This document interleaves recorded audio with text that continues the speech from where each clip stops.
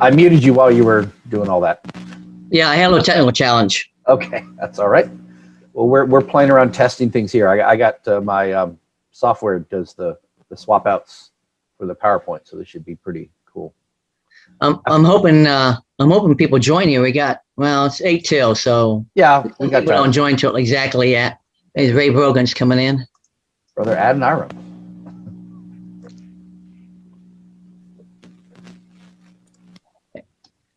Hey Ray, can see the top of your head. Morning, Ray. There we are. Need to unmute. Yeah, he's on mute too. Yeah.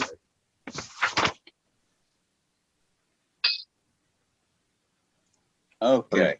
Brother Adoniram. Yeah, Adoniram here. Good to see you. Your name comes up in my paper, by the way.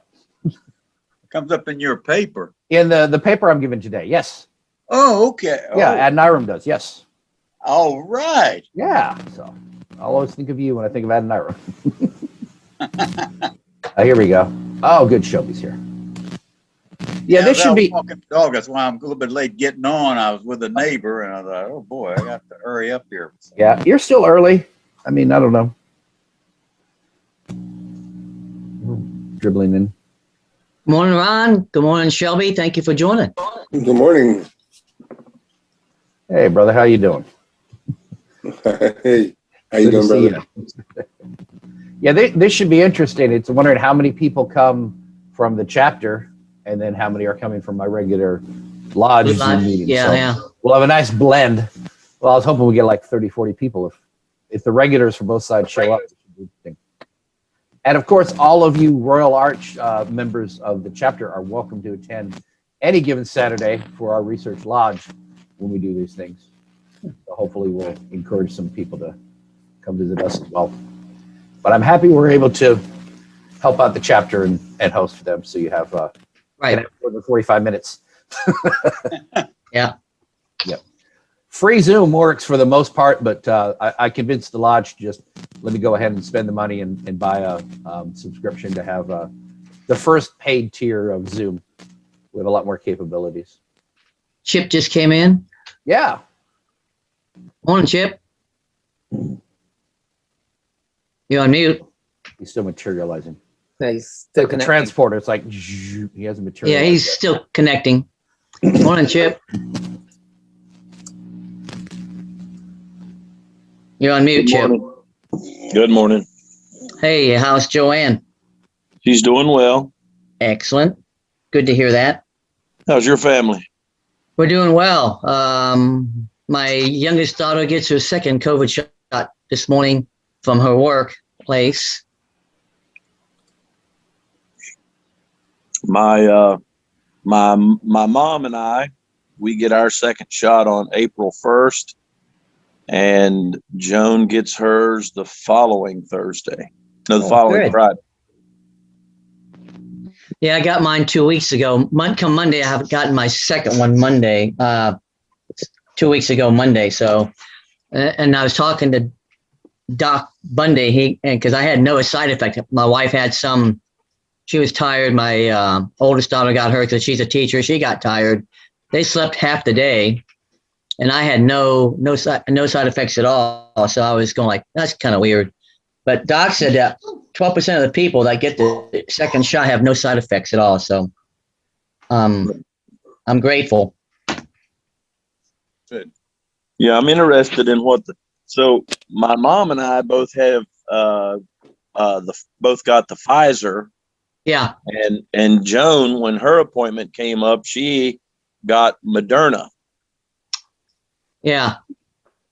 Yeah, I got Pfizer. Well, I did mine through went down to the Virginia Beach Convention Center, and I got Pfizer shot. So it's kind of interesting.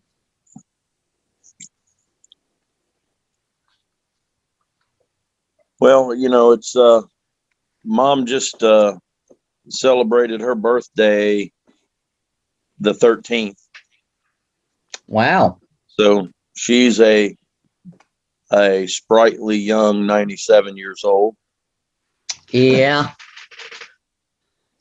Yeah, my mother-in-law, she's She turns 97 this October, and she got her shots, and she had no problem with either. So, like I said, it's a good thing for people to get their shots, so we can open up the state and return to some sense of normalcy.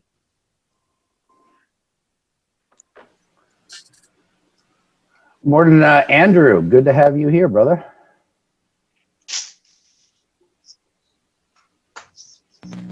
Hey, good morning, y'all. Hey, how you Morning, doing? Andrew. Andrew and I were in DMLA together, and he's a member Wow. of, which lodge again? Charles T. Moore, well, no, Norview now, yes. Ah, Or he was. He's trying to get reinstated, I think, last time I checked, but okay. trying to get him into Ocean View. Well, good. Actually, he was one of the 2 people I signed a petition on. Way, way, way back when.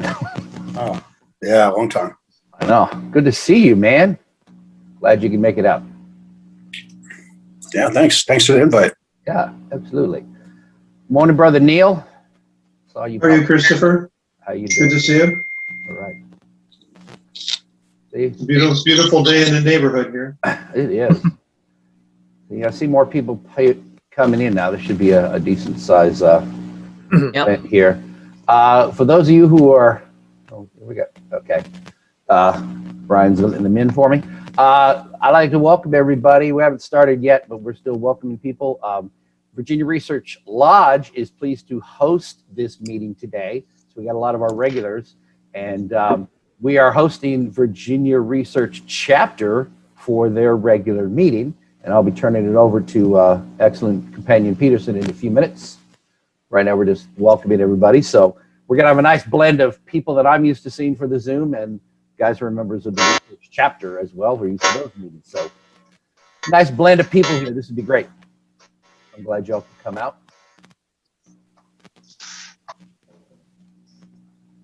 Great seeing everybody this morning. I know that Joel Bundy won't be joining us, our treasurer, because he is in Florida for his daughter's wedding this weekend, I believe. And I'm hoping our secretary will join us this morning. Is that your phone ringing?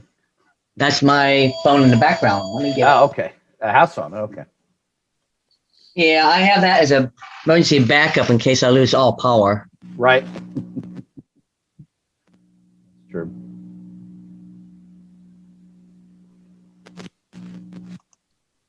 So we'll give it like 5 more minutes to see if anybody else comes in late.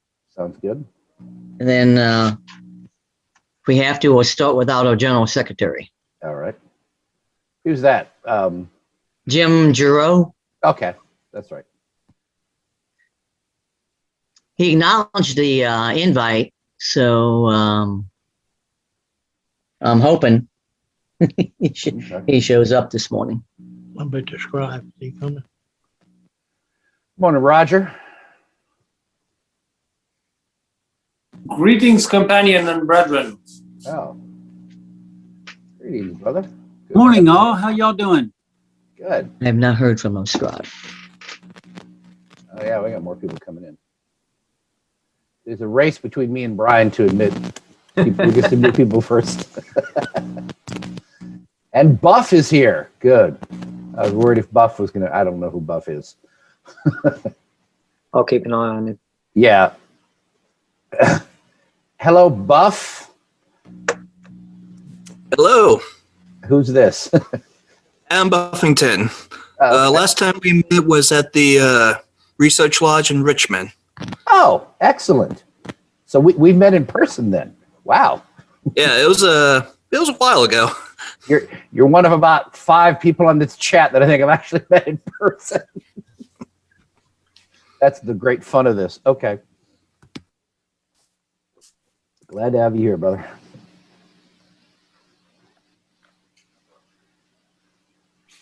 Yeah, they're steadily streaming in. That's great.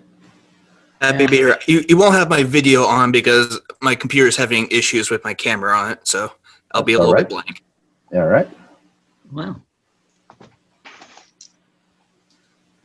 We have a brother from India here. Yeah, I see that. Brother Kumar. That's the closest I'll try there. Gobakumar, is that right? Good to have you. You also have Brazil. Hmm? You also have Brazil as well. Yes, yes.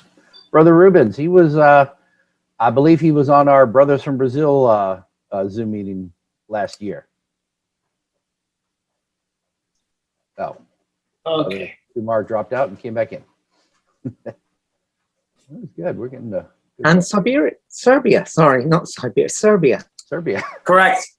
It is cold though, but then again, Not that it's not cold. that cold. All right. Good to see you, Brother Boris. You know your cell phone busy all the time. All right. By the way, coming from chapter that is under United Grand Lodge of England with disposition to work in Belgrade. Oh, wow. That's great. We have a brother phone number, brother 4296. Could you please give us your name? Let me see who you are, please.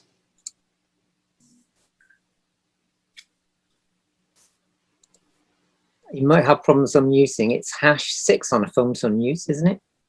I don't know. Sorry, John. Sorry, I was muted. John London. It's John London. I should have guessed. Okay. Good to have you here, as always, Brother London. Come on, John. Brother London. Had to figure out how to get past that tiny URL. Yeah, I know. I try to keep out the Cowans that way, but good to have you here. Brother John is actually a member of both the Research Lodge and the chapter. He's active in both, so it's good to have him here. He's been a regular attendee. Pleasure to be here. Yeah, good to see you. So you can't do anything. Oh yeah, let me see if I can do this. I may do this for you. There. Now you got a name. How about that? Excellent. Okay. So you won't be able to see then, right? You're just audio? No, actually, at the moment, no, I can't.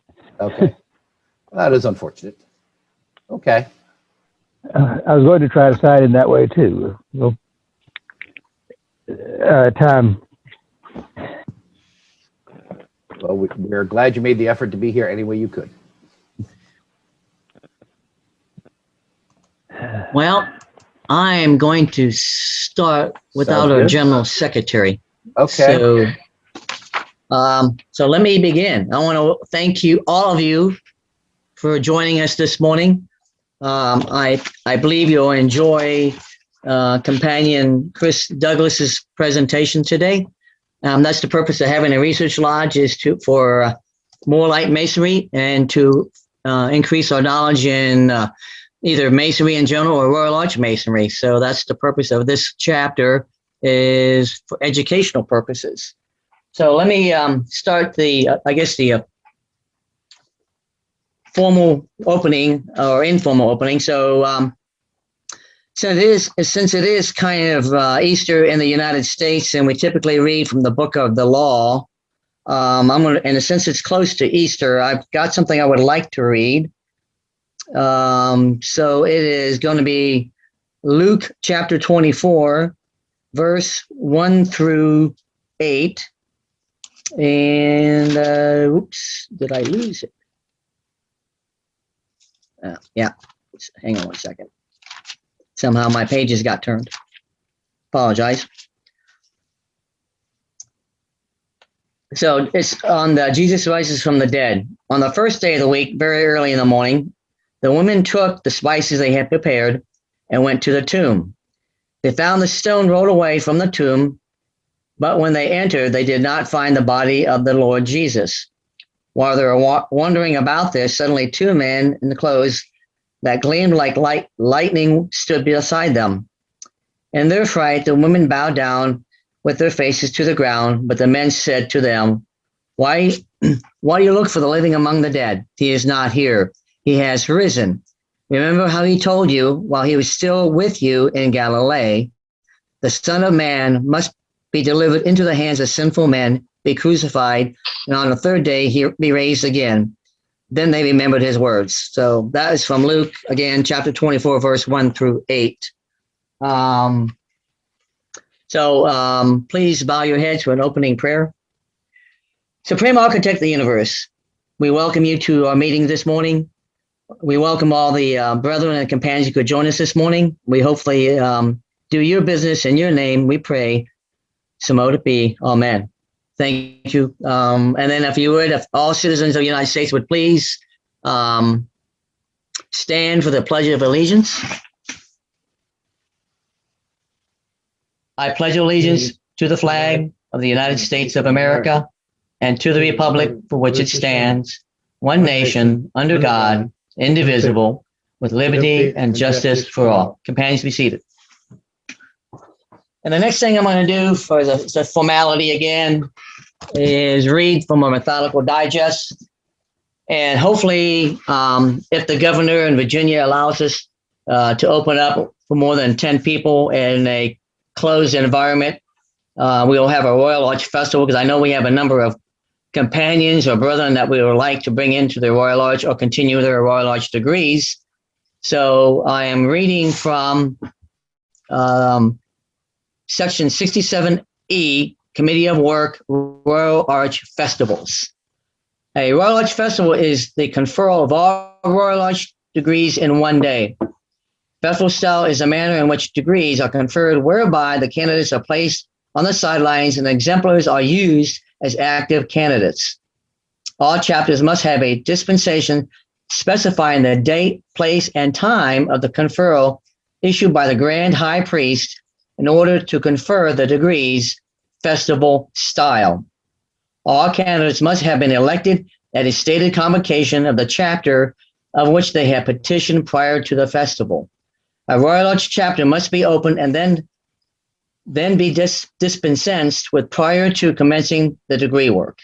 So that is, again, from our Royal Arch Masonic rules, laws, and rules and regulations.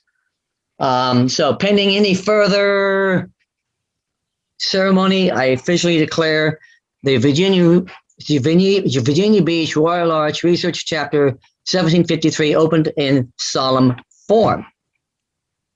So thank you, companions. So introductions, I'm going to run through quick introductions. All companions who have not served as high priest, please announce yourselves. Please unmute and announce yourselves. This is Dave Strozal from Princess Anne 1607 and Research Chapter 1753. Thank you. Excellent. Thank you, Dave. Chris Douglas, Norfolk United Royal Arch Chapter number 1 and Virginia Research Chapter.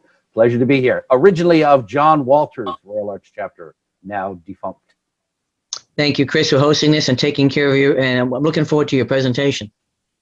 Right, excellent. Ralph S. Jones, Princess Anne 1607 and Great Bridge 82, past High Priest, Great Bridge, and past District Deputy, District 2. Thank you, Ralph. I was going to get to you in here in a second, but thank you for being here. Any other companions who have not served as high priest and do not hold higher office? Richard Fisher, Fredericksburg 23, Royal Arch Chapter 23, also George Washington Research Lodge 1732 in Fredericksburg, Virginia. Currently District Education Officer for District 19. Good morning, pleasure to be here. Thank you, Richard. L.B. Chandler, Warren Chapter number 5, also the Worshipful Master of the George Washington Lodge Research, number 1732. Glad to see my junior wardens here as well. Thank you. Pleasure to have you, to be here. Thank you, Worship, for joining us. Appreciate it. Brian Smith, St. Martin's 379, Province of Cornwall, UK. Thank you, Brian. Again, you were there our last meeting. I appreciate seeing you again. Good morning, William Preston, Chapter 766 from Serbia. Thank you. Good morning, boys. I'm grateful you can dial in from Serbia. It's actually good afternoon. Morning, everyone. Rubens, past High Priest of York, Chapter number 40, Brazil, and past Grand Secretary of Foreign Relations from the Grand Lodge of the State of Rio de Janeiro. Good morning, everyone. Thank you. Right, excellent, sir. Okay, any other companions who have not served as high priest? Yes, hello everyone. Princess Anne, Bell R 1607. Okay, good morning, Ron. And there was another companion. Yes. Hi everyone. Nicolas Manrique Carrera from Argentina, from Portapia 132 Lodge. Thank you, sir, for joining us from Argentina. Thanks everyone for the chance. Bill, this is Ranesh from India, a member of a Holy Royal Arch chapter here.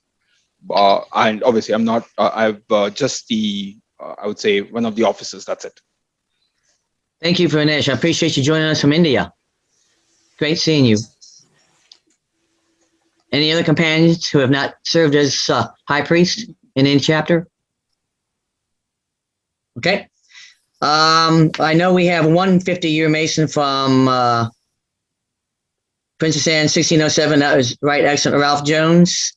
And he's a past district Grand High Priest for the 2nd Capitular District. Thank you, Ralph, for being here this morning. Thank you. Okay, any current past high priests? I know we have John London on board. Any other past high priest? Myself. Oh yeah. Danny Diego. Hey Danny, I was going to get you here in a second. Okay. Al Davis, Allegheny 64 out of Gainesville. Ow. Okay. So can you say that again? I can barely hear you. Al Davis, Allegheny 64 out of Gainesville, Georgia. Good morning, Right Excellent. Ex-companion, sir.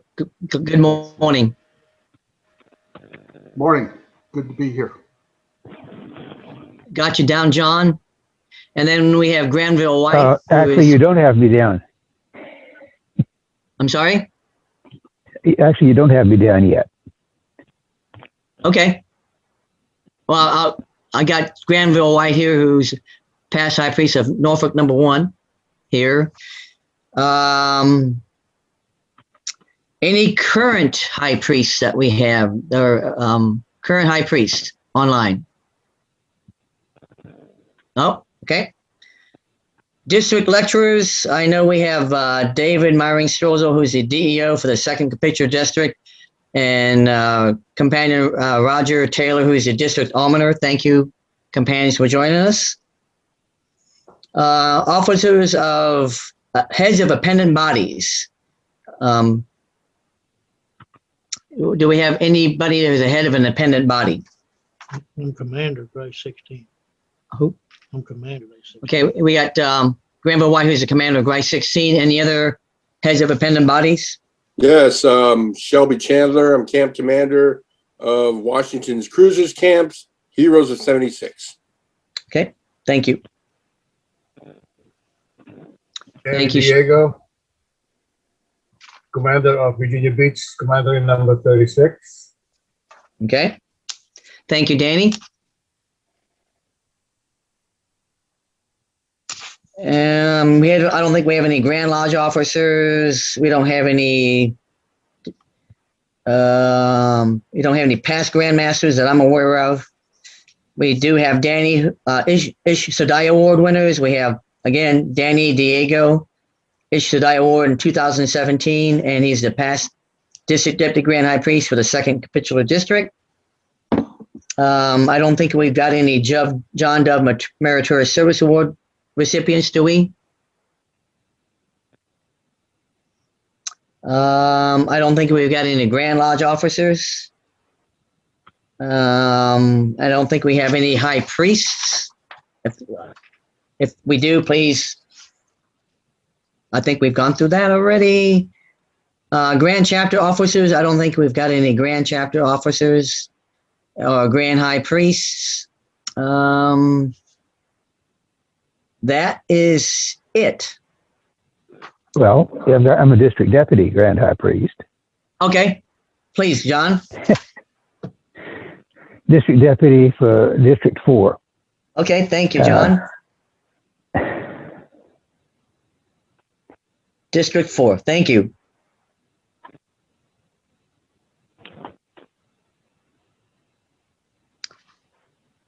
Have I missed anybody? Okay. Thank you very much. Let me see if our general secretary has joined us yet, or secretary. No, he has not. So, hang on one second. Okay, so the only piece of business that I have, two pieces of business that I have, because I don't have a secretary here, is the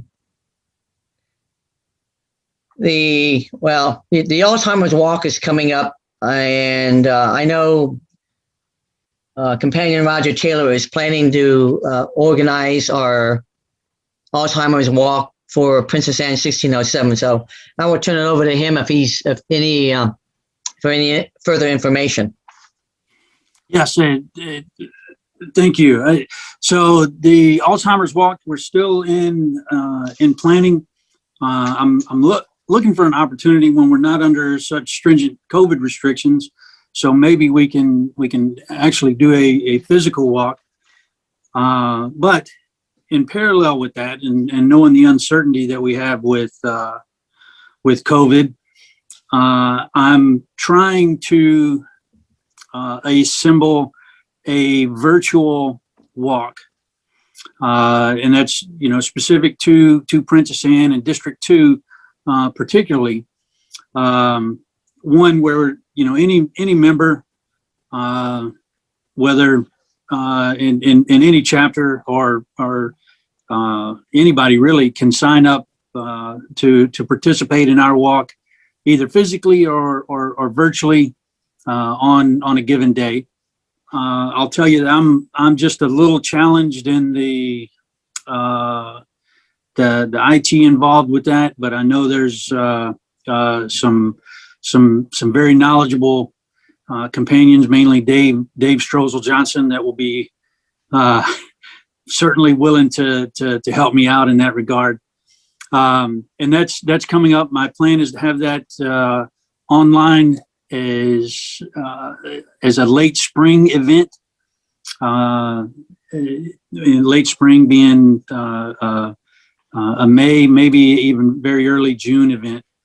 Like I said, I'm trying to see if we can do a hybrid physical and virtual. The end goal with that is to consolidate our efforts and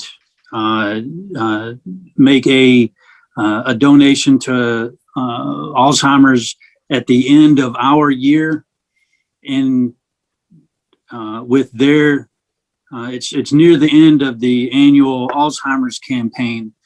And the reason I'm doing that is there's some members get matching funds from their employers, and that comes through the Alzheimer's Association. There has to be some feedback from the companion or the participant to the Alzheimer's, and then Alzheimer's back to their employer, and they get matching funds. And what we're trying to do is maximize, the contributions to the Alzheimer's Association. So, thank you, Bill. I appreciate that. I know that was a little lengthy, but I think that sums up everything that's going on and should be going on. Thank you, Companion Roger. And any companions from, I'm going to walk. So if any companions from 1753 who are not representing another chapter that is not going to do the walk, I would encourage you to join Princess Anne 1607 and District 2 in that Alzheimer's walk. So appreciate all that information. And as Roger alluded to, once we get more information, we will make sure that everybody gets that information on how, when, and where we're going to do that walk. And it's obviously, it's for a good cause. Anybody else have anything about the Alzheimer's walk they would like to add? Okay. Okay. The only other piece of business I would like to do is we have a petition for membership to our research chapter, and I'm going to read the application for affiliation. It is Honoratio Ron Ringo Epsteta. Date of birth is May 15, 1951. He's retired. His address is here. His cell number is here. His email is here. He's a member of Willesby Fentress Lodge 296. He's a member of the Princess Anne Royal Lodge Chapter 1607. His vouchers are Danny Diego and ex companion Ray Connor, who I don't think he's on yet. But Danny, you have anything you would like to add? I think you're muted, Danny. Danny, you're muted. There you go. Yes, Companion Estepa is a very active Mason. He's very active with his Blue Lodge, the Royal Arch, and the Knights Templar. He have a potential to be a great asset or good asset for any organization that he will be belonging to, and I highly recommend him for admission to our Royal Arch Research chapter. Does any other companion would like to offer anything on the affiliation of Companion Estepa? Most excellent, Bill. This is Chip Winston. I'd like to echo those sentiments. Being in both the Blue Lodge or all three of those organizations with brother and companion Ron Estepa, he's very active. He's eager to learn, and I believe he would be an excellent addition to our research chapter. Okay. Any other companions would like to say anything for or against the affiliation? Okay, so we will take a voice vote. All in favor, say aye. Aye. Aye. All opposed, say no. Aye. Okay, so accordingly, I declare that Companion Honorato, Honorato Ringer Estepa membership in the Virginia Beach Royal Lodge Chapter Research Chapter 1753 is congratulating. Thank you. That being said, I don't have any other business. Any new business I need to discuss? Anybody want to bring up? Okay. With that, then I will turn it over to Companion Chris Douglas for his presentation. Thank you, excellent sir. I apologize I didn't put up your PowerPoints show during your It's meeting okay. there. So, It's okay. I've got it somewhat memorized. Here we go. There we are. All right. Okay. Now let me put up mine. So you had a whole bunch of nice slides, and I was neglecting. I wasn't putting them up for you there. Okay. Let me go ahead and put this up. There we go. Everybody see my PowerPoint? Okay. Everybody see my PowerPoint okay? Yes. Okay, good. Excellent. All right. Thank you very much for the opportunity.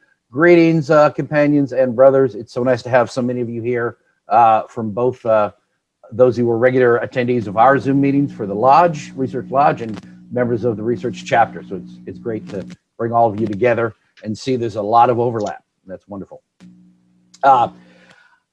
Today, my paper is titled An Exploration of the Cryptic Degrees. The York, or American Rite of Freemasonry, is divided into several bodies. In the Blue Lodge are the symbolic or craft degrees, entered apprentice, fellow craft, and master mason. In the Royal Arch chapter, you have the capitular degrees, culminating in the Royal Arch degree. In the commandery, or Knights Templar, you have the chivalric degrees, 3 orders culminating in the Order of the Temple. Between the chapter and the commandery are the Cryptic Degrees found in the Council, the Royal Master, the Select Master, and the Super Excellent Master. But these degrees are not conferred in the same order or the same manner everywhere Freemasonry may be found. In some jurisdictions, they are not found at all. That is the impetus for our journey to explore the history and mysteries of the Cryptic Degrees. The Royal Master degree historically takes place before and after the second section of the Master Mason's degree and the death of Grand Master Hiram Abiff. It teaches that our first three most excellent Grand Masters were well aware that the Master's word may one day be lost.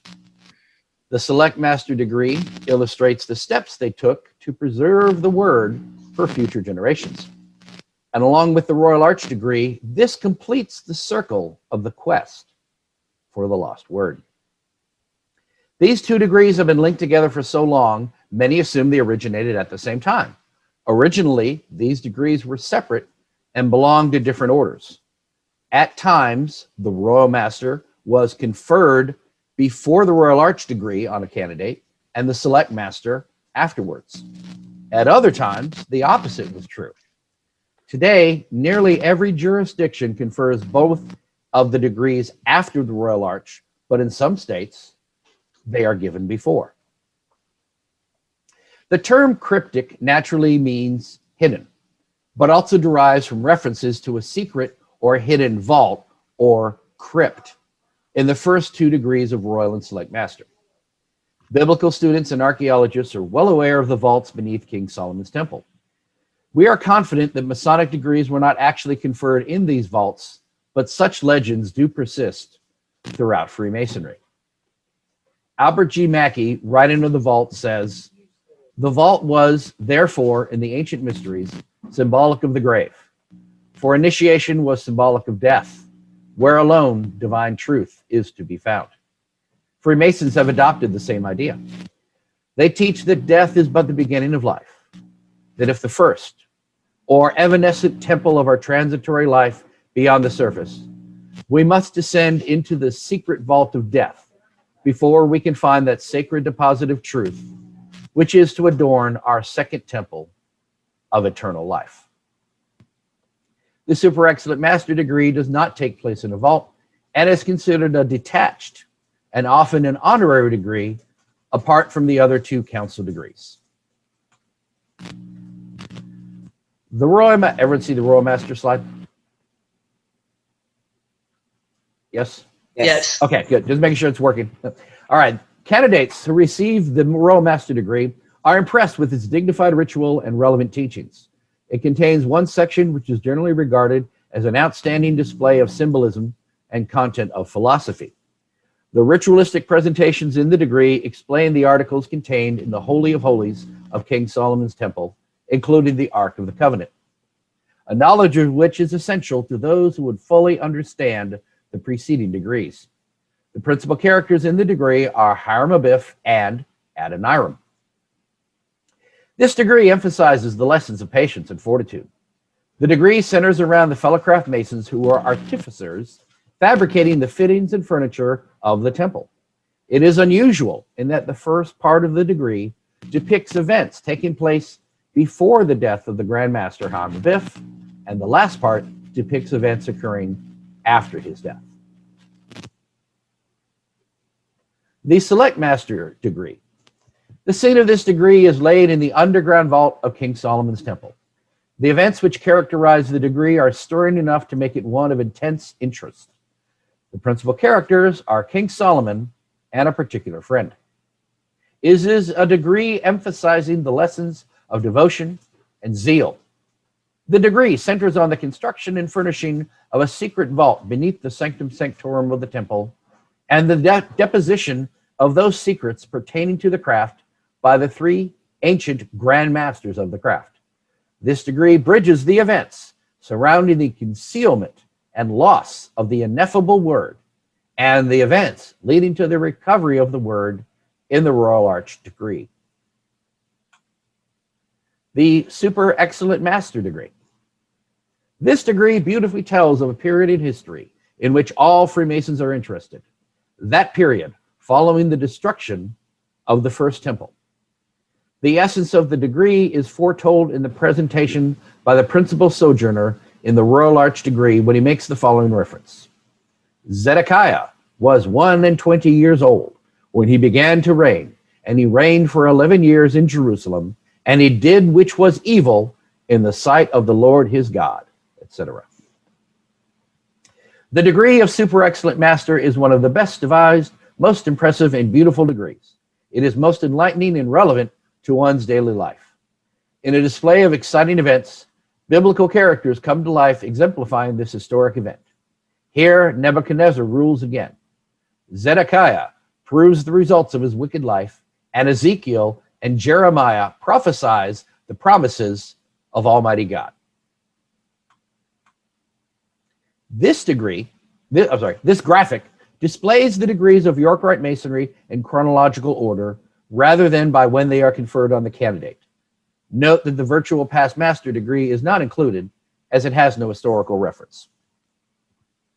As you see, we have the Entered Apprentice and Fellowcraft in blue, Mark Master from the Royal Arch in red, and then in purple is the Council degree, Select, and the first part of the Royal Master, then the Master Mason's degree, and the death of Hiram Abiff, then the second section of the Royal Master, then the Most Excellent Master, Super Excellent Master, Royal Arch Mason, and then we have the three orders of the Commandery, Red Cross, Temple, and Malta.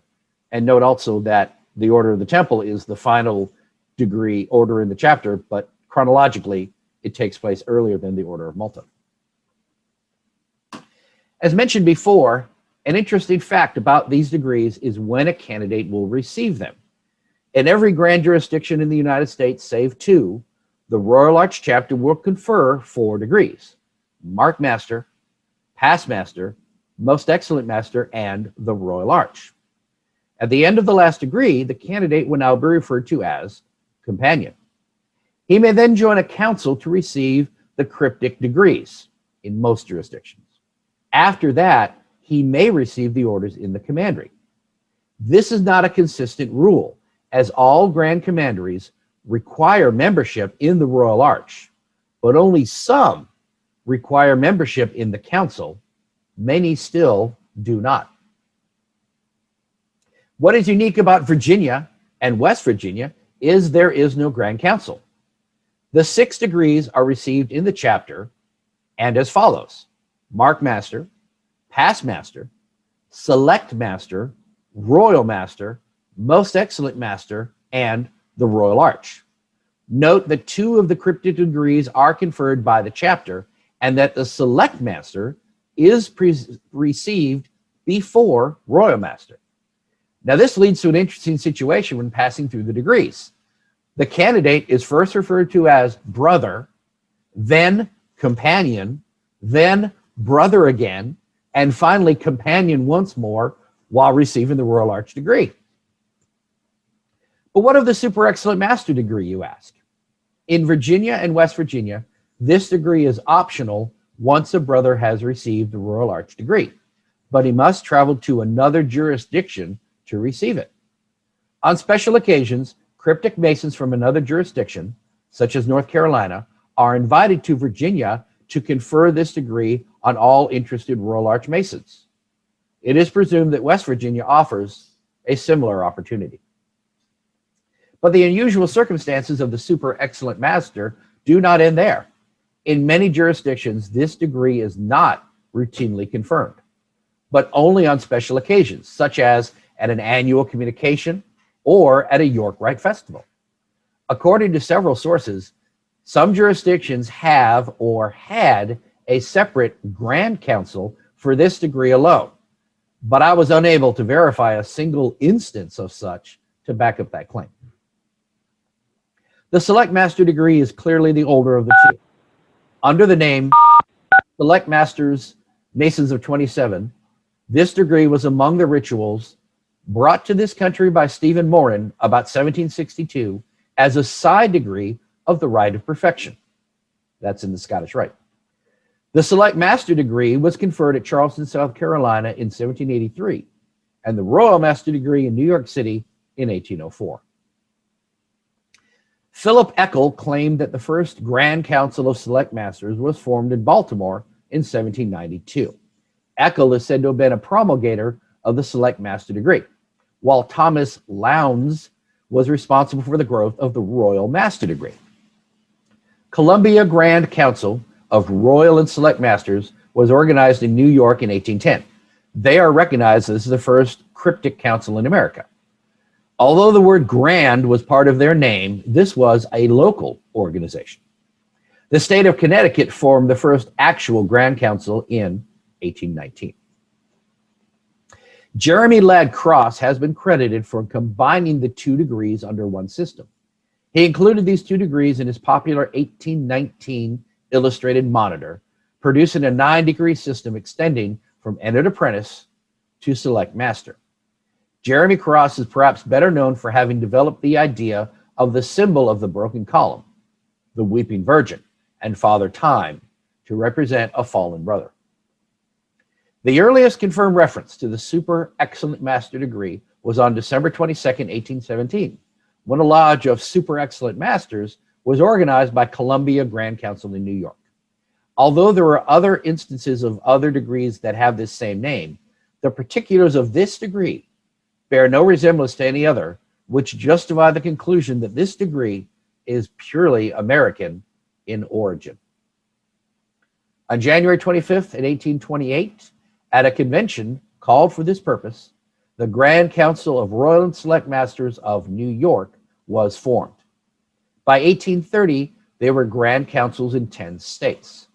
Under the influences of Cross's chart and other monitors, the Select Master degree came to be viewed as the culmination of ancient craft masonry, even if councils were found in only a few metropolitan areas and the degrees available to only a few members. This is probably the beginning of the American York Rite, consisting of Royal Arch chapters, councils of Royal and Select Masters, and commanderies of Knights Templar. The overlap of the Scottish Rite with these York Rite degrees is another interesting part of this story. As was mentioned previously, the Select Masons of 27 degree was a side degree of the Rite of Perfection. The 27 Masons mentioned refer, of course, to the workmen in the Select Master degree. In the ritual of Select Master in Scotland, it is explained that each arch has 2 companions working on constructing it with hand tools, and a third companion guarding them with a sword. This explains both the number of 27 being the number of Select Masters, 9 arches with 3 companions each, and also the sword and trowel as a symbol for this body. The discussion between the principal officers about the fate of Zabud also takes place in the presence of the companions, rather than with the 3 retired to the 9th arch. It is worth noting that the number 27 has other symbolic connections within York Rite Masonry. The Allied Masonic Degrees is an invitation-only research body associated with the Royal Arch. You must be a Royal Arch Mason to be eligible, and a council is limited to 27 members. If a council wishes to invite a new member, but is at capacity, they must ask one of their less active, presumably older members to demit, so that a younger and more active companion might be admitted. Another connection to the Scottish Rite is the character Adoniram, who appears in the intendant of the building, or 8th degree. Adoniram was closest to Hiram Abiff at his untimely death, and he is chosen by King Solomon, along with 4 companions, 4 candidates from the class, to replace their deceased Grand Master in the task of completing the temple. The 13th degree, or Royal Arch of Solomon, is another degree that tells the story of workmen discovering the 9th vault of Enoch, and has similarities with not only the Select Master degree, but also the Royal Arch degree in finding the lost word. The Super Excellent Master degree is an honorary one in most jurisdictions, and a member of the council need not have it in order to hold membership or office. Exceptions such as Arizona, where you need to have it to be the illustrious master, and Ohio, where it is the degree for some inspections, and a cryptic mason must be an SEM before he is electable as the principal conductor of the work, do exist. It is typical for a council to meet on the select degree and only to open on other degrees for conferrals, just like many symbolic lodges will hold their meetings on the Master Mason degree for business and only open other degrees for initiation or for a member to stand a catechism. Speaking of Arizona, I had an interesting experience when I was able to attend a meeting in Phoenix in 2001. The three bodies, Royal Arch, Council, and Commandery, all met in the same Masonic temple, which belonged to a Blue Lodge. They each elected separate officers for each body, but held their stated meetings jointly. Each body took turns opening the meeting. Chapter officers in January, Council in February, Commandery in March, for example. And then they conducted their business meeting with all present and later closed with those officers in the same chairs. I can only assume that this was typical for Arizona. It was the only meeting I attended. One question I neglected to ask was, what do you do with members who have not yet received the council or the commandery degrees? I imagine that they had to sit outside during the opening and closing. This York Rite body is the closest I have seen York Rite Masonry behave like my own Scottish Rite Valley. The General Grand Council of Royal and Select Masters of the United States was slow in formation. In 1871, the Grand Council of Massachusetts took the initiative in calling a convention of representatives, which met in New York City on June the 12th, 1872, with 14 Grand Councils represented. It was resolved that the Cryptic Degrees should be under the exclusive jurisdiction of Grand Councils, and that no members should be recognized except those who received the degrees in a council of Royal and Select Masters or by authority of a Supreme Council of the Scottish Rite. This was a harsh measure for Virginia and West Virginia because they had no Grand Councils, the degree there having been conferred in Royal Arch chapters since 1841. In 1889, the General Grand Council ameliorated the harshness of the resolution of 1872 by authorizing each state Grand Council to determine the status of Royal and Select Masters in their several jurisdictions. Excuse me. In 1942, the General Grand Council resolved to recognize the Royal and Select Masters degrees as conferred in the Grand Chapters of Virginia and West Virginia. New Mexico had not, up until 1952, formed a Grand Council, though it has councils under charters from the General Grand Council, as do Canal Zone, Mexico, Philippines, Hawaii, and Alaska.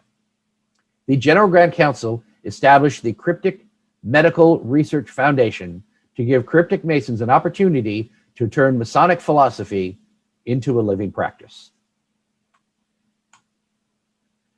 This diagram displays all of the regular Masonic bodies under the United Grand Lodge of England. Note that there is an order of the Holy Royal Arch, which only confers the Royal Arch degree. Until 1823, it was only conferred on those who had served as Worshipful Master. Today, you must be a Master Mason for 4 weeks before joining. Note that there is also an order of Mark Master Masons, which confer the Mark Master Mason degree. These are completely separate organizations in England, whereas we previously noted that the Mark Master degree is the first degree that you would receive in an American Royal Arch chapter. A study of just these two bodies is worth another paper in itself. As you can see from the diagram, membership in one body is often a requirement of joining another body. Note that you must be a member of both the Order of the Holy Royal Arch and the Order of Mark Master Masons in order to join 3 specific bodies: the Order of the Allied Masonic Degrees, the Order of Knight Masons, and the Order of Royal and Select Masters, which is a special interest to us. The Order of Royal and Select Masters is quite similar to the council degrees found in America. Theirs are also referred to as Cryptic Degrees and are as follows: Select Master, Royal Master, Most Excellent Master, and super excellent master. That's right. A degree from the Royal Arch chapter can be found within the Cryptic Degrees in England. But if you were a British Mason, the manner in which you would be able to receive these degrees would appear to be completely out of order to an American York Rite Mason. First the Royal Arch, then Mark Master, then the Cryptic Degrees, including Most Excellent Master. Note that the very name implies that Royal comes before Select, but the Select Master degree is conferred first in England, just as it is in Virginia and West Virginia. Incidentally, the virtual Past Master degree, which is a part of the American Royal Arch chapter, originated in England and was said to be conferred upon an incoming master. This process was banned in 1826, but the degree continues to be used in America. In order to be elected as junior warden in a Virginia lodge, and this may be typical, you must have received the virtual Past Master degree. This does not require you to join a Royal Arch chapter, although it has been used as a selling point for impressionable senior deacons in the past. Even though Royal Arch chapters confer it, the Grand Lodge of Virginia is said to own the Past Master degree. The Grand Lodge offers a provisional lodge of Past Masters on a yearly basis to allow any up-and-coming officer who plans to run for junior warden to meet this requirement without joining the chapter. The Grand Lodge also has informed the Royal Arch chapters that they will participate in these provisional lodges and not require a Mason to join their chapter just to obtain this degree. So here we have the Order of Royal and Select Masters conferring 2 degrees that originated in Europe and are now found in the United States in cryptic councils.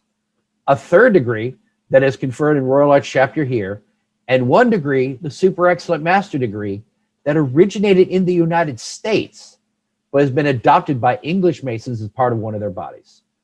This underlines my original point that the Cryptic Degrees have a long and complicated past and are full of surprises.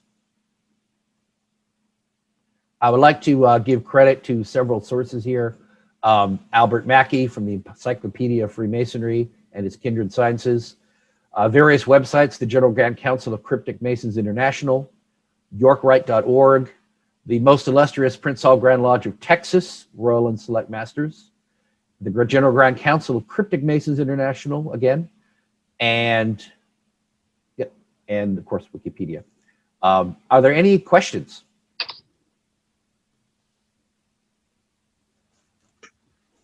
I would like to say it was an awesome presentation. Thank you.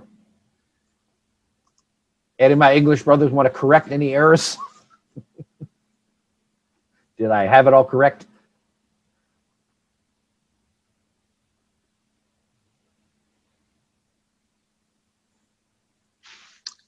They're in stunned silence. Okay. I guess hearing no comments, I guess you got it right. It might be worth noting. Oh, go ahead, John.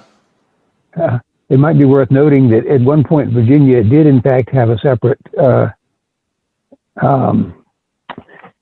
Council of Mark Masters, or Lodge of Mark Masters, which was absorbed into the Grand Royal Arch chapter. Oh, well, that's worth looking into. Okay. When they're here in Richmond. Oh, excellent. I'm curious of Brother Brian, some of our other British brothers here. Do you typically, are you a member of all 3 of those bodies, or? I'm a member of Royal Arch and Mark. Okay, not the Cryptic. Okay. Yeah. No. Same with me. Okay. Who's that? Boris from Serbia, but from UK chapter here in Belgrade. Okay. Which did you join first, the chapter or the Mark Master? Who are you asking? Boris. Boris, you first. Yeah. Okay. So actually, I started with Mark Master Mason and then joined the Holy Royal Arch. But I'm not sure. It's maybe precedence as they appeared in Serbia, because we have close connection to United Grand Lodge of England. So not all appended bodies or other rites are present here.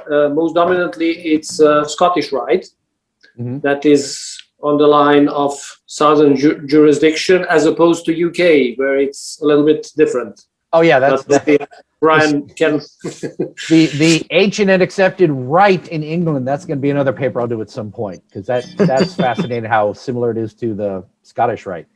And by the way, companion Christopher, thank you very much. It was tremendous and eye-opening for so many different reasons, and it's interesting to understand. May I give you the idea that in Serbia we are starting with York Rite, which is connected to US, and it's quite interesting to understand these mixture of what we are having, both from UK and US, and continental masonry for that matter as well, because German domination in these areas are different. So just to add to a mixture, there are so many countries that are completely, complicated regarding rights and degrees and appended bodies.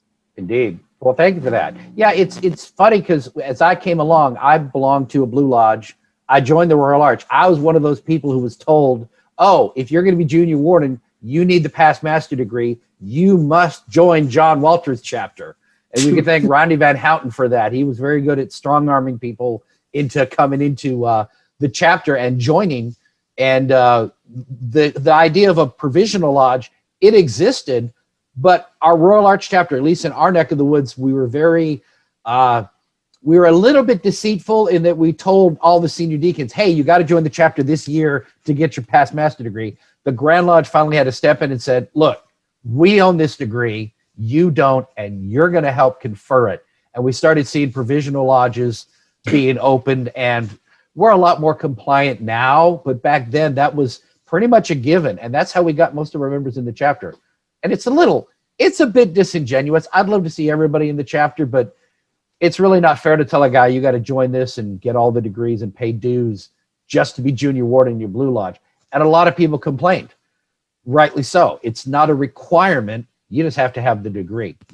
But I still think the past master degree is better if you get it in the chapter rather than get it as a provisional. You don't. I agree. The chair and everything else. So. Hey, Brother Chris. Yes, sir. I was going to keep my mouth shut about this because I don't have it quite down right.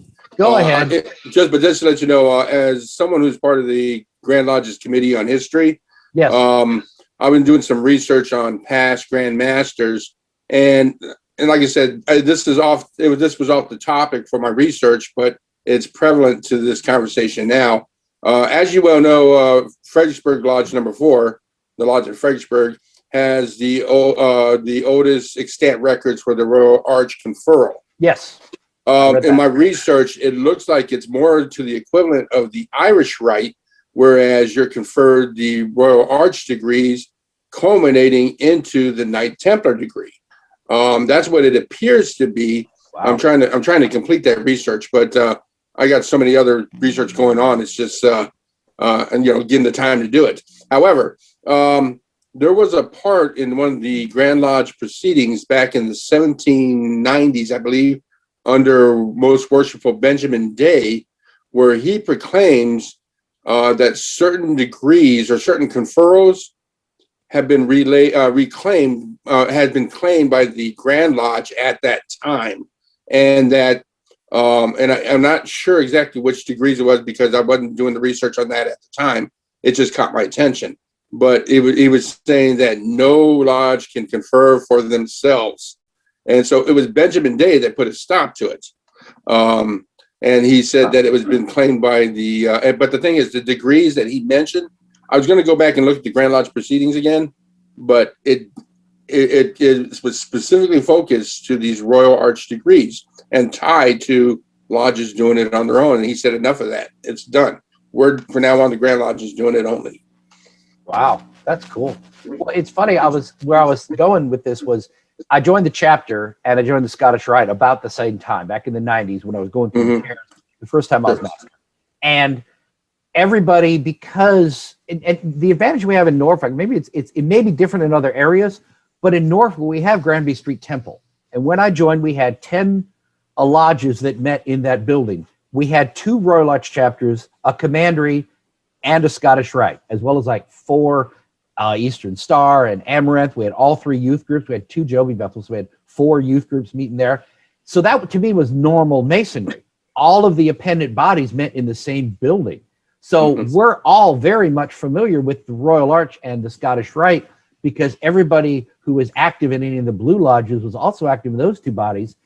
But it's pretty much, you get used to thinking, well, that's just how it is. We have York Rite and we have Scottish Rite. You join the Royal Arch and then you join the Commandery if you're a Christian, or you join the Scottish Rite and then you get to join the Shrine because that was a requirement back then. Yes, it That was just Blue Lodge and Shrine. But we were led to think, you know, I didn't see a lot of Masonic education answering the questions that I'm asking, I'm trying to answer today. Like everyone assumes, well, the Scottish Rite came from Scotland. And then it's, it comes from France. But then France, right. Yes, in a way it actually did, because of the Ecosse degrees actually did. We do believe that came from Scotland.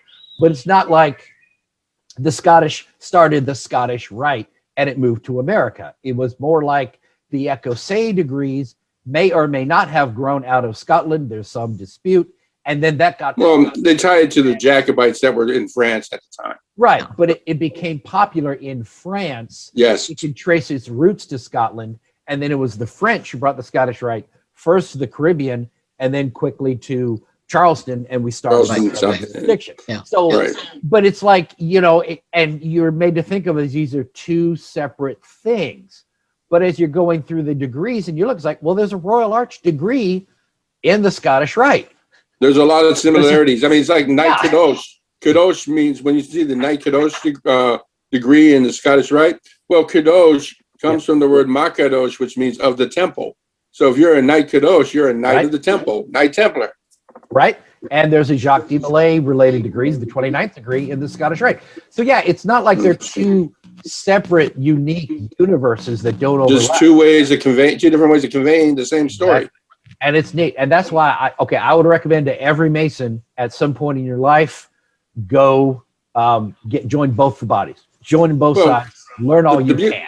The beautiful thing about it is that the Royal Arch, not just the York Arch, but specifically the Royal Arch and the Scottish Rite are considered in the United States concordant bodies. Everything else is an appendant body. A concordant body is just an extension of the Blue Lodge degrees and continual learning. So they're considered concordant, whereas the other, like the Shrine, National Sojourners, Grotto, whatever, they're all considered appendant because they're not an extension of that. Right. So it bodes well for people to learn both if they can. They don't have to, but it does make the story more interesting. Right. And that's where I was getting to, Boris, is that it's interesting how we look at how all of these degrees came together in Europe one way or another and wound up in the U.S. And then now, I mean, all of that was settled pretty much in the 1800s now. It's been stable in the U.S. for well over 100 years. What we have really hasn't changed any in over 100 years. But there was a whole lot of chaos and confusion going on. It's just a little bit of what I read, where Virginia conferred the Council degrees, and then the Grand Council didn't want to recognize them. The General Grand Council didn't recognize them because we didn't have our own Grand Council. See, like we grew up here, we assumed there's just the Royal Arch and the Commandery. And then you just sort of hear about, if you research any, you find, well, no, there are the Cryptic Degrees that are inside the Royal Arch. But if you don't dig into it, you just assume the Royal and Select Master are just Royal Arch degrees. And there's this other one that you can get, the Super Excellent, from time to time. But and by the way, Virginia was... They're like, where's your council? You know what I mean? Go ahead, Sheldon. Yeah, but Virginia was the only one that did that. The only reason why West Virginia is like that is because they split from Virginia during the Civil War. Right. We were that way. Virginia was the only one that was doing it at the time. And it's kind of curious why they did, but Virginia is they're quite in love with their York Masonry version of Freemasonry, and they're proud of it. And rightly so. They got a lot of history behind it. Yep. I think it's really interesting. And it something that I've learned, and I want to share this, is that, and the more that I dig into Masonry, the more I try and educate myself and research and learn, and the more I interact with brothers from other jurisdictions online, it's like we get used to our own idea, our own little box. This is Masonry, what I'm used to. And the more that I talk to other people, they're like, "What? That's crazy. We don't do anything like that. What is wrong with you?" And you have to stop and you can't say, "Okay, you're doing it wrong over there," because that's your first instinct is, "But you're doing it wrong." It's like, no, we're doing it right for us. You're doing it right for you. There's a history. If you go research it, it's all masonry.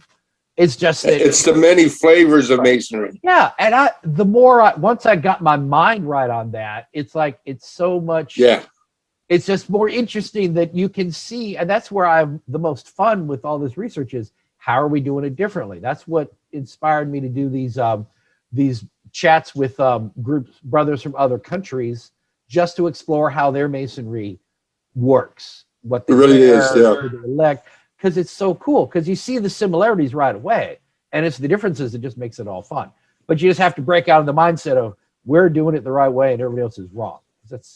I mean, the English started it, and we've broken apart from them in a lot of things. Well, Chris, to add to your comment, I mean, there was Gordon Mitchie. He talks about what they do in Scotland. I mean, yes. They take their Mark Master degree is in their craft lodge is the 4th degree. Right. And then they got Royal Arch and then Knights, Templars, and accepted Scottish Rite, Royal Arch Order by imitation.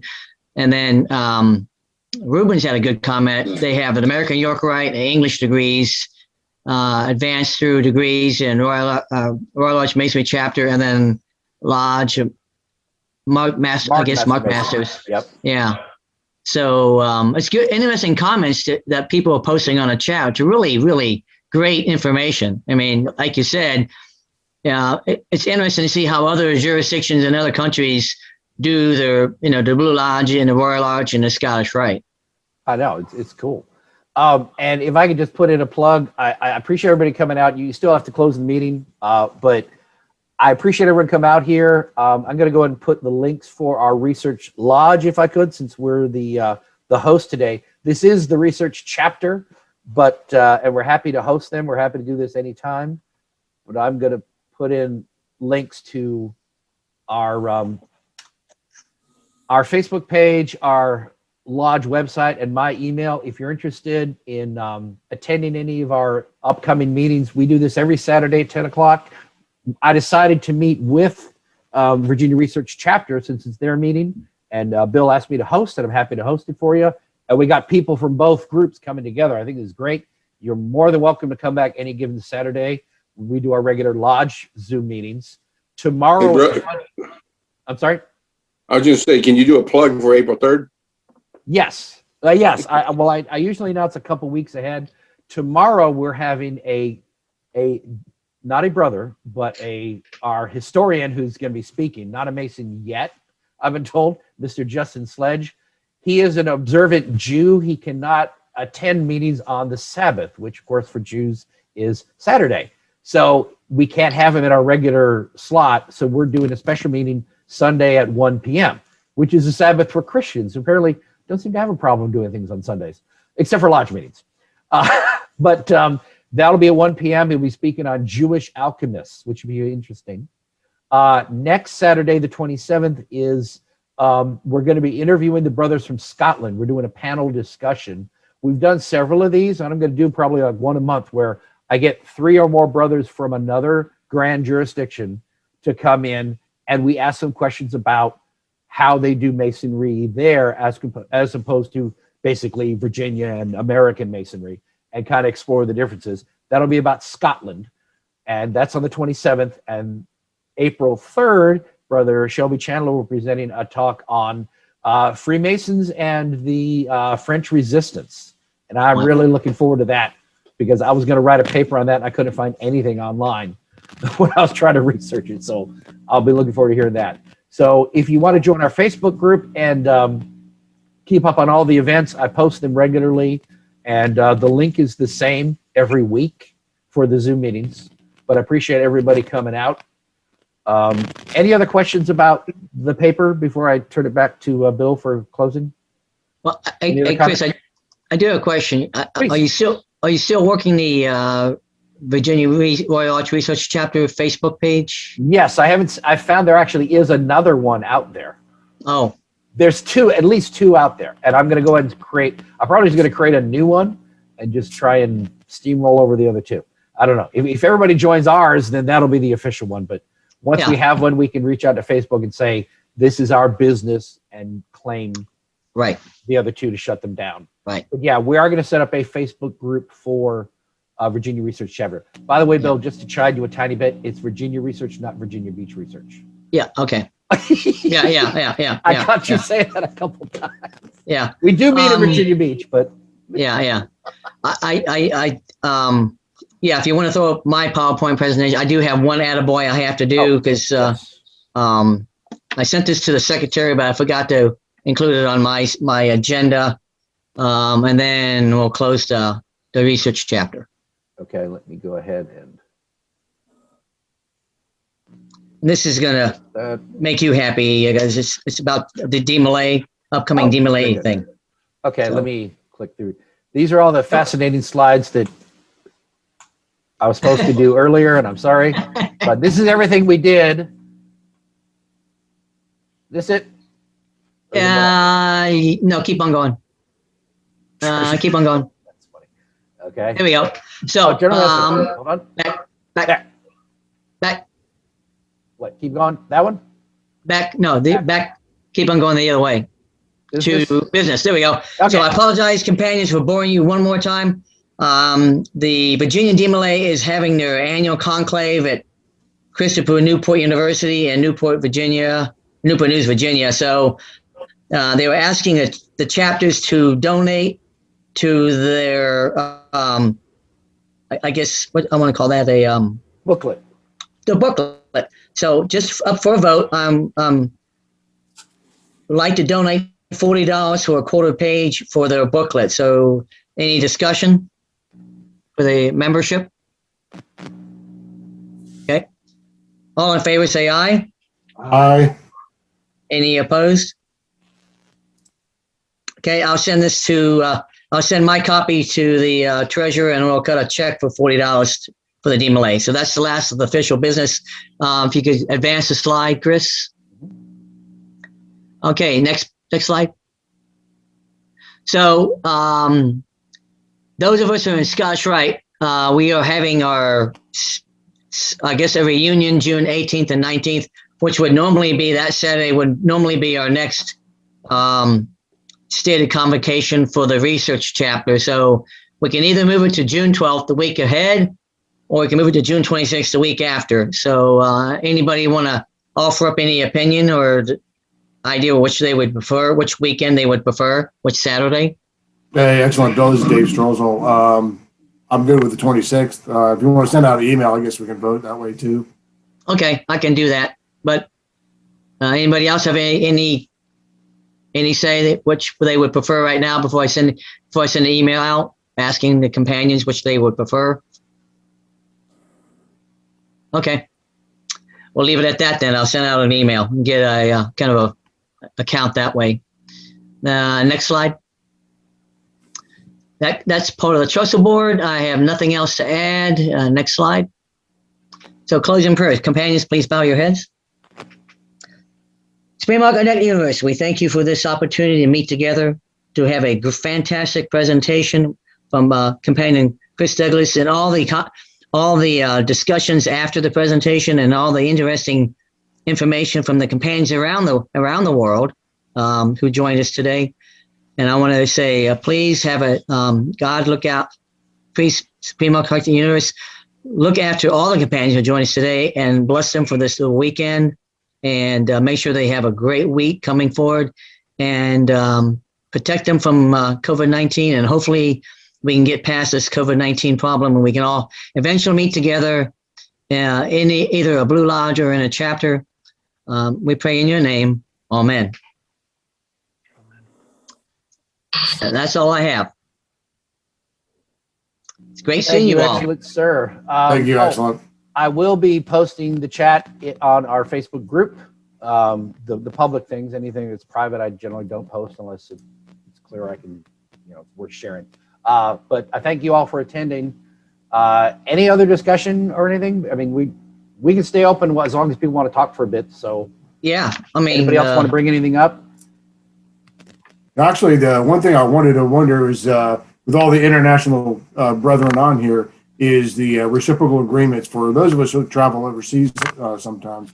I'm always interested in how do I get to lodges or chapters or any other things like that when I visit overseas. If there's a document or a body or like some sort of website that has that information, it's always interesting to see. I see The Grand Chapter should have that information, who they Gotcha. recognize. If our Grand Chapter, presuming it's the same as the lodges, if our Grand Chapter recognizes their Grand Chapter, you can visit. But I know there is a general Grand Chapter of Royal Arch in North America. I don't know if that applies to only North America. I'm not that familiar with how the chapter does that. I can only refer to it from the Blue Lodge level. Right, in particular, like a Mark Masters Lodge. Could I visit a Mark Masters Lodge because I did Mark Master in Virginia? That's a good question. I think if you receive the Mark Mason's Mark Master degree, you should be able to. Any of our British brothers want to chime in on that?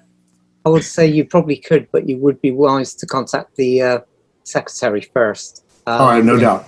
Not of the lodge, but of the province that you're visiting, just to make sure they're happy to accept you. Yeah. There's no dues cards, so you would be tested rather than anything else. And quite honestly, buy us a beer and you're welcome. Yeah. Okay. Well, I do have a question for a brother overseas. Do you guys host, because of COVID-19, like we are, because of our restrictions in Virginia, do you guys also host Zoom meetings for you that we may be able to join you guys via Zoom too?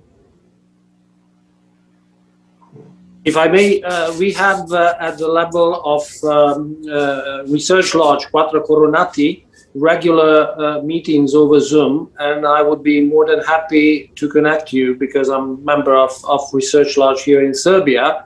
Also, my mother lodge, English-speaking lodge, St. John, is having also Zoom meetings once per month because we are spread it around the world. So I'm not sure to whom should I make a contact for if I this. could, Brother Chris. Brian Smith has been very good about posting Zoom meetings on our Research Lodge Facebook page, the link I posted here. So we're happy. Anyone who you have to, I'm not even sure if you have to actually join our group or not. I think anybody can actually post to our Facebook group because it's public. I don't know if you have to be a member, but please join it anyway.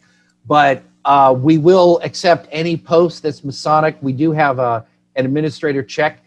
Anyone who runs a Facebook group, just a wide notice to anyone. If you run a Facebook group, have an administrator review all posts, please, because that's how you avoid people putting stupid stuff on your site and offensive stuff. But I'm very quick at approving anything that's even vaguely Masonic. I'll let it go through. But we welcome anyone who has any Zoom meetings to post them on our Facebook group, and we encourage people to go there and look, and you can add it as an event, and it'll show up in the calendar as an event. So people can go in there, look at the events, and see upcoming ones. Brian's been very good about posting them for his group, the ESSA Lodge chat, which is very popular. They have a Facebook chat that runs 24 hours a day. It's like a constant party, but they host a lot of things too. So anyone who has a Masonic Zoom, Sapper Aldi, and I always pronounce it wrong, they regularly post their Zoom meetings for us. I recommend those too. But yeah, that's a good, we want our Facebook group to be a clearinghouse for Masonic research. That's what I'm trying to grow it into. So the more people who contribute content, the better. But yeah, that's where I want people to go to look. So please, if you have something, post it there. We'd be happy to share that and promote it for you. Yeah, and I noticed that Companion Rubens, he posted his contact information. I don't know if you want to be able to post that on your research website, Chris. I posted in the Facebook group, yes. And then Brian posted his information. So yeah. Yes. Thank you, Companion. That'd be great because this has been a great discussion this morning, and it's always fantastic to learn something from another brother companion from outside the United States. Right. Oh, I also want to say that we do have a YouTube channel that we regularly, we will share all of these recordings. I clean them up a little bit and then I put them out on YouTube. So any of the previous ones that you've missed, they are available on YouTube. There are a lot of really good presentations we've had. I'm looking back at them. It's like, man, we just a lot of cool stuff here. I do my best to make a variety of things. I have all sorts of different speakers. We have panel discussions. So I make all of them available on YouTube if you missed one. They're about 2 hours long because I start from the beginning. You know, I pick a good starting point, and I generally carry the whole thing. So if you have the time to go and watch one, it's more fun to be live in it. But if you miss one, you want to watch it, and you can always fast forward through the chatter and go right to the actual presentation. But we have a lot of good stuff. So you'll be able to find this one online. If you want to tell anyone who missed it, it'll be available on YouTube. So, yeah. Yeah. Oh, yeah, I agree with Dave. You know, in some ways, COVID is a blessing. We get to do these Zoom meetings and get to meet companions around the world, which is very nice. Yeah, I would never have been able to meet people in otherwise. I would never have known anything about some of the international bodies and getting their point of view about how they look at Freemasonry as well. I love it. This is fantastic. Well, I wish these Zooms will continue even after we get together in our bodies face to face, that we get together on Zoom as well internationally, and we just continue these discussions. Well, I really like this. I plan to keep doing it even once we're meeting again. But I started out of necessity since the Research Lodge was not able to meet. One of the things I do, Dave, you'd be interested in is, as I mentioned, we have, like, next week is going to be Scotland, but I've done interviews. I think Brother Rubens, who's on here, was one of my first panel of guests from Brazil, where I basically interviewed 3 brothers from Brazil who all happen to be in different grand lodges in Brazil. So all of them, it just worked out that way. So all of them had a slightly different perspective. Say, well, no, actually in the Grand Orient, we do this. So they had different answers to the questions, but I learned they wear these coats. They're kind of like a thin raincoat kind of thing. And they wear them to their meetings because they typically travel on like train or bus to get to their lodge meetings. And they don't want to wear a tuxedo on the train because they're either going to be looked at funny or they're going to get mugged or something. So they wear like these coats. They're really thin, but they're like formal looking, I guess. And they can, if they're formal, they'll wear khakis or dress pants. Some of them wear jeans and a polo shirt, but they all wear these long coats to their lodge meetings. And it's really one of the most unusual things I heard. But I've had one on Brazil. We've had one on the Philippines. We've had one on Scotland's getting ready to come up. I think there's one other one we did. But I plan to have those like at least every month or so. I'll pick another grand jurisdiction and just have those brothers come in. And I just ask them, you know, who are the officers? Where do they sit? Do you have the 3 candles around the altar? Just routine stuff that for us is like Virginia Masons. We're like, well, this is how it's always done. And then you hear them, they're like, well, no, we actually do this. Like we had a Canadian brother give a talk about Windsor Temple. And I just noticed it in passing. I said, wait, is the G suspended above the altar? They actually have the G right above the altar. That's a Canadian thing. And he wouldn't have mentioned it if I hadn't noticed it. But we all, of course, have it in the East. We have the G that's usually lit up. And that's just how they do it. So it's those little tidbits. It's really kind of cool. And you get it from the guys who do whatever. And it's just routine. I could ask you, Dave, like, well, in your lodge, who gets elected? Well, you have the junior deacon on up to the master. They elected every year. What we think of as routine, but then you're from another jurisdiction and you hear it, you're like, wow, that is so different. I find that really interesting, all that. So I'm trying to promote that, learning that information about each other. So it is nice. Good to learn. Yeah, it's very cool. All right. Any other brothers have anything to offer before we close it out? No, fantastic meeting. Great to meet all the companions and fantastic presentation again, Chris. And then I'll send out an email to the companions asking who wants to do the paper in June, one with the date, and then who will volunteer to do the paper in June. Very good. But otherwise, companions, have a great weekend. Stay healthy, stay happy, and someday we'll meet again in person. All right. Indeed. Thank you. Thank you all. Hey.